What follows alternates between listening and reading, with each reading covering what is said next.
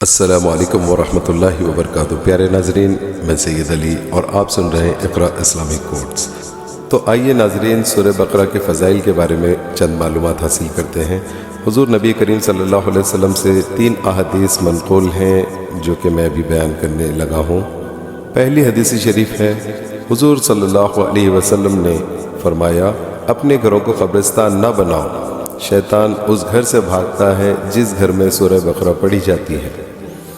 یہ حدیث صحیح مسلم شریف کی ہے، حدیث نمبر 1824۔ دوسری حدیث ہے، سورہ بقرہ پڑھا کرو کیونکہ اسے حاصل کرنا باعث برکت ہے اور اسے ترک کرنا باعث حسرت ہے، اور باطل پرست اس کی طاقت نہیں رکھتے۔ یہ حدیث بھی صحیح مسلم شریف سے ہے، حدیث نمبر 1874۔ تیسری حدیث، رسول اللہ صلی اللہ علیہ وسلم نے فرمایا کہ جس نے سورہ بقرہ کی 2 آخری آیتیں رات میں پڑھ لی، وہ اسے ہر آفت سے بچانے کے لیے کافی ہو جائیں گے۔ جزاکم اللہ خیرا۔